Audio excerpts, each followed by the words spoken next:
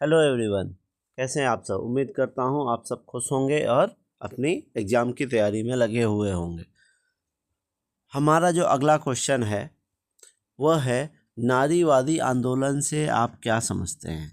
नारीवादी आंदोलन है ना, इंग्लिश में कहें तो what do you understand by feminist movement.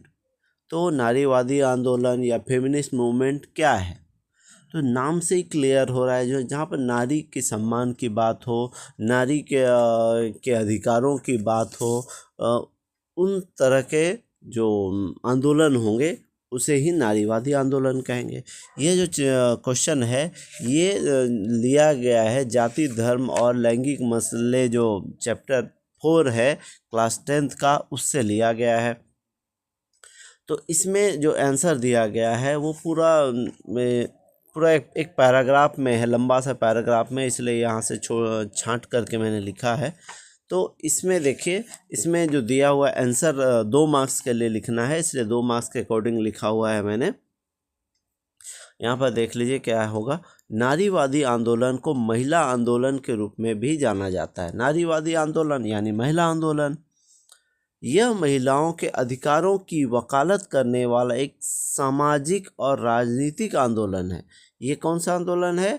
ये महिलाओं के अधिकारों का वकालत करता है, महिला के अधिकारों की रक्षा करता है, महिलाओं के अधिकारों की बात करता है। सामाजिक और राजनीतिक आंदोलन है ये, ठीक है, जो समाज में और राजनीतिक रूप से भी किया जाता है। इसका मकसद लैंगिक भेदभाव और शोषण को खत्म करना।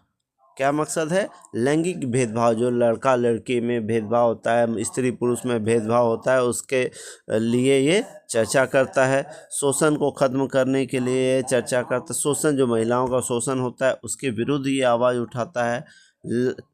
और कानून और व्यवहार में लैंगिक समानता हासिल करना। इसका मकसद ये भी है कि शोषण को ख़त्म करना और कानून और व्यवहार में लैंगिक समानता लाना। कानूनी रूप से भी महिला पुरुष बराबर हों, उनके साथ भी एक जैसा व्यवहार किया जाए।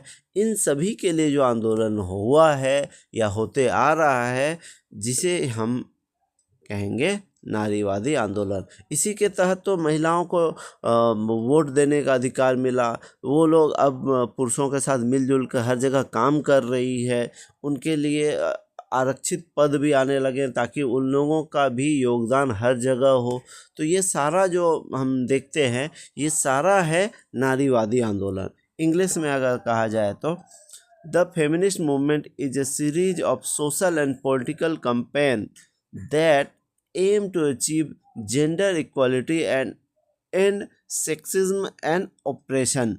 मतलब ये हो गया कि ये एक सीरीज है जो राजनीतिक और सामाजिक कैंपेन चलाया जा रहा है टू अचीव, क्या अचीव करने के लिए? जेंडर इक्वालिटी, महिलाओं पुरुषों में जो भेदभाव होता है वो इक्वल हो, उसके लिए ये कैंपेन चलाया गया है। और इसमें क्या है? सेक्सिज्म एंड ऑपरेशन, जो महिलाओं के साथ दबाया जाता है, उनके साथ स्त्री पुरुष वाला भेदभाव होता है, वो सबको हटाने के लिए ये फेमिनिस्ट मूवमेंट आया है। तो ये 2 मार्क्स के लिए जो है आंसर काफ़ी है। अब हम लोग इसको देख लेते हैं। अगर विस्तार में अगर पूछ दिया जाए तो हम इसे कैसे लिखेंगे। तो इसमें देखिए क्या दिया गया है, मैं इसको आपको थोड़ा सा इलाबोरेट करके बताता हूँ। देखिए, आपका जो चैप्टर में दिया गया है, लड़के और लड़कियों के पालन पोषण में के क्रम में यह मान्यता उनके मन में बैठा दी जाती है कि औरतों की मुख्य जिम्मेवारी गृहस्थी चलाना, बच्चों का पालन पोषण करना। यह चीज़ अधिकतर परिवारों के श्रम के लैंगिक विभाजन से झलकती है ना। औरतों घर के अंदर का सारा कामकाज, जैसे खाना बनाना, सफाई करना, कपड़े धोना, बच्चों की देखरेख करना आदि काम करती है, जबकि मर्द घर के बाहर का काम करते हैं। ये सब तो आप देखते ही होंगे। तो इसे ही श्रम का लैंगिक विभाजन भी कहते हैं। क्वेश्चन में ये भी आ सकता है, श्रम का लैंगिक विभाजन क्या है? तो श्रम का लैंगिक विभाजन यही है। ऐसा नहीं है कि मर्द सारे काम कर सकते हैं, जरूरी नहीं कि मर्द ही सारे काम ऐसा करें, लेकिन ऐसा होता है। दरअसल वे सोचते हैं कि ऐसे कामों को करना औरतों के जिम्मे है, पर जब सिलाई कटाई से लेकर इन्हीं सारे कामों के लिए पैसे मिलते हैं तो मर्द खुशी खुशी करते हैं। जैसे कि आपने होटलों में देखा होगा, टेलर्स के यहाँ पर देखा होगा, ये काम होता है, पुरुष करते हैं। इसी प्रकार औरतें घर के बाहर का काम न करती हों ऐसा भी नहीं है। गाँव में स्त्रियाँ पानी और जलावन जुटाने से लेकर खेत में खटने तक का काम करती है। शहरों में भी हम देखते हैं कि गरीब स्त्री मध्यम वर्गीय परिवार में नौकरानी का काम कर रही है और मध्यम वर्गीय स्त्री दफ्तर जा रही है। तो ये सारा हम लोग देखते आ रहे हैं। तो ये इसके लिए क्या हुआ, आंदोलन हुआ है ना। तो अब देखिए यहाँ पर अब दिया गया सच्चाई यह है कि अधिकतर महिलाएं अपने घरेलू कामकाज के अतिरिक्त अपनी आमदनी के लिए कुछ न कुछ काम करती ही है, लेकिन उनके काम को ज़्यादा मूल्यवान नहीं माना जाता है। उन्हें रात दिन काम करके भी उनका श्रेय नहीं मिलता। इस श्रम के इस तरह के विभाजन का नतीजा यह हुआ, औरत तो घर की चारदीवारी में सिमट गई और बाहर की सार्वजनिक पुरुषों के कब्जे में आ गया है। अब इसमें देखते हैं हम लोग नेक्स्ट। यहाँ पर देख लीजिए, कुछ इमेज दिखाया गया है ना। औरतों का दिखाया गया, औरतों को इस तरह का टीवी सीरियल का दर्शक माना जाता है, फैशन के लिए सुंदरी माना जा रहा है, समाज के लिए आदर्श गृहिणी दिखाया जा रहा है, सास ससुर के लिए दहेज का सामान दिखाया जा रहा है। इसमें क्या है ये पूछ रहा है, ठीक है। इसी के बाद दिया गया है नारीवादी आंदोलन के विषय में। यहाँ दिखाया जा रहा है सार्वजनिक जीवन में खासकर राजनीति में उनकी भूमिका नगण्य ही है। यह बात अधिकतर समाजों पर लागू होती है। पहले सिर्फ पुरुषों को ही सार्वजनिक मामलों में भागीदारी करने, वोट देने, सार्वजनिक पदों के लिए चुनाव लड़ने की अनुमति थी, पर धीरे धीरे राजनीति में लैंगिक मुद्दे उभरे। दुनिया के अलग अलग हिस्सों में औरतों ने अपने संगठन बनाए और बराबरी के अधिकार हासिल करने के लिए आंदोलन किए। विभिन्न देशों में महिलाओं को वोट देने का अधिकार प्राप्त करने के लिए आंदोलन हुए।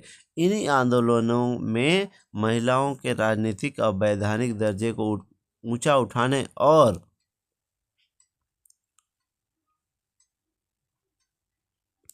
उनके लिए शिक्षा तथा रोजगार के अवसर बढ़ाने की मांग की गई।